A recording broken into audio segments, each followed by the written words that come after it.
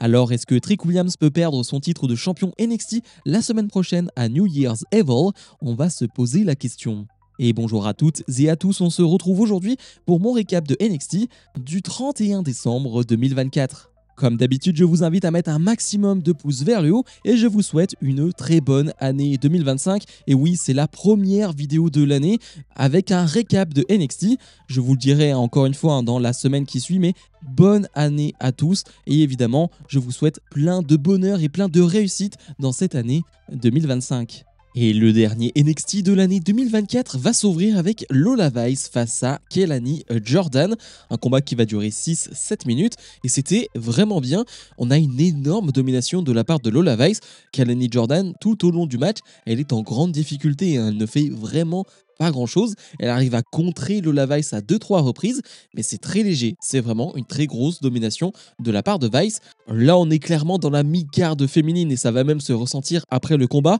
Alors pour l'instant elles ne sont pas autour du titre nord-américain, mais on a une mid-card qui est très dense du côté de la division féminine et ça se ressent et en termes de qualité c'est présent. Comme je l'ai dit, le match est vraiment pas mal, j'aime beaucoup la performance de Lola Vice qui domine ce combat, qui montre à quel point elle est féroce, elle est intense. En termes de technique pure, elle est vraiment très bien dans ce match. Non, c'est un vrai bon combat, mais tout va se jouer avec une intervention de Cora Jade qui va venir pendant le combat et c'est Jordan qui va profiter de cette intervention pour remporter ce combat avec un roll-up. Après le match, Cora Jade va s'en prendre aux deux superstars avec un kendo stick, mais c'est Stephanie Vaquer qui va arriver. Stephanie Vaquer et Cora Jade qui ont eu un superbe match la semaine dernière lors de NXT, mais Lola Vice et Stephanie Vaquer vont mal se comprendre et Lola Vice va s'en prendre violemment, sans réellement le vouloir, à Stephanie Vaquer. Et c'est Cora Jade qui va sortir debout de ce segment. Ouais, comme je l'ai dit, c'est la division féminine la plus relevée, la plus élevée dans le monde entier. Et même là, dans la mid-card où il n'y a pas réellement de titre, il y a beaucoup de superstars de talent. Et on a envie d'en voir plus. On a envie de voir toutes ces femmes se combattre. Cédric Alexander fait face à Ethan Page dans un combat de 5 minutes. Et oui, Alexander a vu son ami Devon Evans se faire trahir, se faire détruire par Ethan Page il y a quelques semaines et donc veut venger son ami. D'ailleurs, les deux vont s'affronter même avant le match. En backstage, les deux s'en mettent plein la tête, vont se ramener sur le ring et le match va débuter. C'est 5 minutes de match et c'était vraiment pas mal. Je suis content de voir un Cédric Alexander mis en avant du côté de NXT, certes pas pour les titres ou quoi que ce soit, mais il combat et c'est ce qu'on aime avec Cédric Alexander, c'est lorsqu'il combat, lorsqu'il est dans un ring de catch, et là c'est le cas du côté de NXT, face à deux bons catcheurs, face à Ethan Page, ça donne deux bons matchs. Plutôt intéressant de voir de quelle manière Ethan Page va terminer ce combat avec une espèce de RKO. Alors je sais pas trop comment on peut appeler ça, mais ça ressemble très clairement à un RKO. Il va donc remporter ce combat, sauf que ça ne va pas se terminer là-dessus.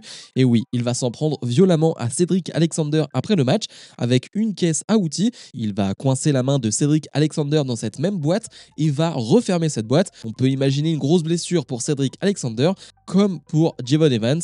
Ouais, Ethan Page, il est plus là pour rigoler et Ethan Page va faire énormément de dégâts du côté de NXT dans les prochaines semaines.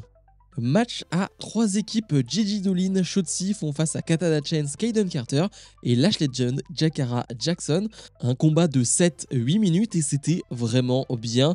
Quel bonheur de voir cette équipe, Katana Chance, Kayden Carter en action du côté de NXT. Et oui, on n'en fait rien du côté du roster principal, du coup on les remet du côté de NXT et c'est pour mon plus grand bonheur. Évidemment, je suis déçu de ce qu'elles font dans le roster principal, surtout en termes de booking, elles n'y sont pour rien, mais autant les utiliser du côté de NXT. Si tu les utilises pas, Shawn Michaels lui va bien les utiliser du côté de NXT pour notre plus grand bonheur. Et c'est clairement elles qui vont faire le show lors de ce combat. J'aime beaucoup l'équipe entre Shotzi, Tatum Paxley et donc la Gigi Dolin. C'est une équipe qui fait totalement sens, c'est un clan qui fait totalement sens. Quand tu les vois les trois ensemble, tu te dis que oui, ça paraît évident, ça paraît logique que les trois sont ensemble. Et on a encore une belle performance de la part de Lash Legend et Jakara Jackson, même si dans ce match, c'est plutôt Jakara Jackson qui va briller. Lash Legend est plutôt mise de côté assez rapidement et c'est Jakara Jackson qui va porter des dropkicks, qui va essayer de donner l'avantage à son équipe.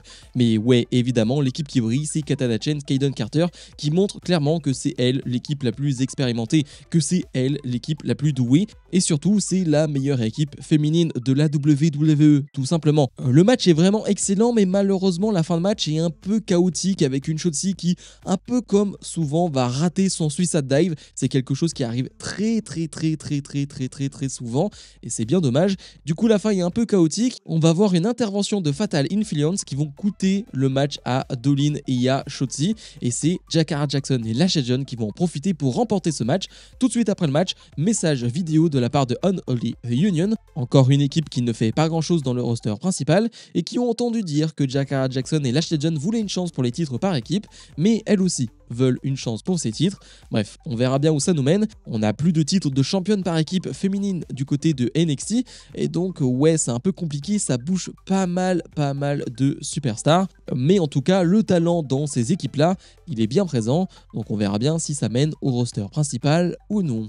Sol Ruka fait face à Easy Dame dans un combat de 3 à 4 minutes, c'est pas si mal. On a une Easy Dame qui est en contre, fait simplement des contres pendant le match mais ça fonctionne plutôt bien. J'en ai un plutôt cool où Sol Ruka va faire un springboard et elle va la rattraper out of nowhere avec une espèce de coup d'avant-bras qui était assez magnifique. Mais sinon on va avoir Shawn Spears qui une nouvelle fois observe Easy Dame. C'est très bizarre cette histoire avec Shawn Spears qui regarde ces femmes, qui a des plans. Moi ça me plaît pas, vraiment ça me plaît pas du tout. De l'autre côté on a Zarya qui est là en ringside pour aider, pour soutenir Sol Ruka, sauf qu'on joue vraiment avec quelque chose du côté de Sol Ruka et Zarya, c'est la mauvaise communication, c'est on se frappe sans le vouloir et ça va mener à de gros déboires parce que là eh bien Sol Ruka veut faire son moonsault à l'extérieur du ring, sauf que Easy Dame va placer Zarya à sa place, elle va évidemment retomber sur Zarya, Easy Dame va ramener Sol Ruka sur le ring et remporter ce combat. Ouais, Sol Ruka et Zarya qui semblent être amis depuis NXT Deadline, tout se passe bien ou presque. Parce que là, c'est pas la première fois que les deux ont un problème de communication ou que les deux se frappent sans réellement le vouloir. Et tu sens que la finalité, ça va être une rivalité entre les deux, à voir si c'est Zarya qui va tourner heel, ce qu'on peut imaginer, parce que je ne vois pas réellement une Sol Ruka tourner heel. Simplement, le match, je l'attends beaucoup. La manière de faire, je suis pas énormément fan, c'est du vu et revu, mais le match, ouais, j'ai envie de voir ça. Wesley fait équipe avec Tyrick Igwe et Tyson Dupont face à Hank Walker, Tank Ledger qui cherchaient un partenaire et ils l'ont trouvé, c'est Andre Chase. Andre Chase qui navigue un peu seul maintenant avec la fin de la Chase University, qui surtout est très déprimé, il n'y a plus rien pour lui et c'est plutôt très drôle parce qu'il est vraiment en sortie de boîte de nuit. Il est avec cette chemise mal repassée, déboutonnée, il est vraiment très mal en point, mais il va quand même accepter d'être leur partenaire pour ce combat, un combat de 7-8 minutes qui est pas mal. Je vois clairement une progression de la part de l'équipe Tyrick Igwe, Tyson Dupont. On le dit depuis toujours, c'est des gros bébés, ils ont un physique impressionnant et je commence à voir vraiment de très belles choses. En tout cas, je vois une équipe, je vois deux catcheurs qui travaillent en équipe et ça me plaît. Évidemment, on va leur laisser encore du temps, mais c'est pas mal. De l'autre côté, Hank Walker et Tank Ledger font le boulot comme toujours et ont le public de NXT dans leur poche. Et on va avoir un Andre Chase qui va faire des apparitions sur le ring à quelques moments qui vont réveiller encore un peu plus ce public jusqu'au moment où, vous savez, pendant le match, il fait son Russian Leg Sweep et enchaîne avec le CHASEU, Chase You, qu'il crie avec les soutiens de la Chase University, sauf que tout ça n'existe plus. Il regarde dans le public et il n'y a plus de Chase University et va donc décider de s'en aller. La déprime est toujours présente. Tyson Dupont, Tyrick Igwe et Wesley vont donc remporter ce combat en 3 contre 2. Et oui, cette histoire autour de Andre Chase est loin d'être terminée et c'est normal, on ne veut pas avoir un Andre Chase qui, en une semaine, va totalement changer de personnalité et va aller mieux. Non, ça va prendre du temps, énormément de temps. Et il y aura sûrement un déclic, possiblement avec Tia Hale, etc. J'ai déjà hâte de voir ça.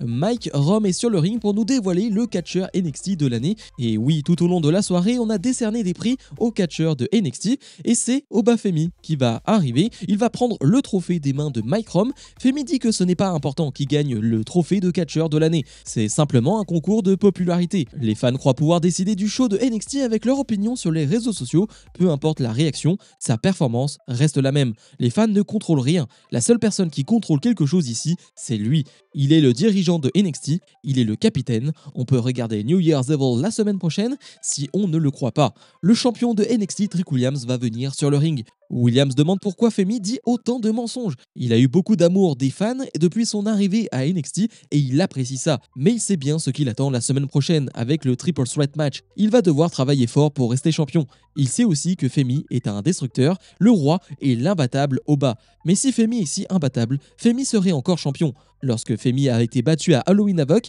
Femi est parti pendant quelques semaines. Maintenant, il veut savoir combien de semaines de vacances va prendre Femi lorsqu'il va le battre à New Year's Evil.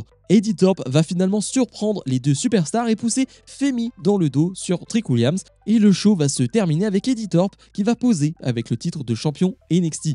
Excellente promo de la part de Oba Femi et Trick Williams. Trick Williams, encore une fois, on peut dire ce qu'on veut sur le catcheur, mais alors en promo, c'est toujours excellent. Et là, je l'ai trouvé très bon face à un Oba Femi qui est très impressionnant, qui est aussi très bon au micro. J'aime beaucoup ce que je vois entre les deux. Alors, ça me déçoit un peu qu'on ait un triple threat avec donc Eddie Thorpe qui est rajouté dans l'équation, même si j'aime beaucoup la malice, la manière dont Eddie Thorpe s'est incorporé dans ce combat, c'est pas le match que j'attendais. Alors, je me demande quand est-ce qu'on aura le Oba Femi Trick Williams. Est-ce que c'est un match qu'on aura dans les prochaines semaines ou est-ce que c'est le match que réserve Shawn Michaels pour NXT Stand and Deliver lors du week-end de WrestleMania? Je me pose réellement la question. En tout cas, avec ce match à 3, on peut se demander si Trick Williams est réellement en danger ou non. Bilan de ce NXT, de mon côté on sera sur un 7,5. J'ai trouvé sympathique, mais il n'y a aucune chose qui vole le show. C'est-à-dire que j'ai beaucoup aimé le match tag féminin. C'est, je pense, le meilleur match de la soirée. Mais sinon, ensuite, c'est bien, mais sans plus. J'en ai pas parlé, mais on a eu donc les remises de trophées, catcheur de l'année, superstar de l'année, féminine, etc., etc. On a donc le moment de l'année, c'est l'arrivée de Joe Hendry. Ça peut se comprendre, c'était plutôt cool. La superstar féminine de l'année, c'est Roxanne Perez. L'équipe de l'année, c'est Fraxium, sans aucune surprise. Et le match de l'année, c'est Dijak face à Oba Femi, face à Josh Briggs. Et ça aussi, c'est assez logique. C'est l'un des meilleurs matchs de l'année chez WWE. On a appris aussi que la semaine prochaine, on aura un match à 4 pour déterminer la prochaine challengeuse au titre nord-américain. On aura donc Cora Jade face à Stephanie Wacker, face à Lola Vice, face à Kelani Jordan, plus tous les autres matchs qui sont annoncés. Va falloir être présent la semaine prochaine parce que ça risque d'être très lourd. Comme d'habitude, je vous invite à mettre un maximum de pouces vers le haut, à vous abonner et nous on se retrouve possiblement dès demain pour une vidéo. Salut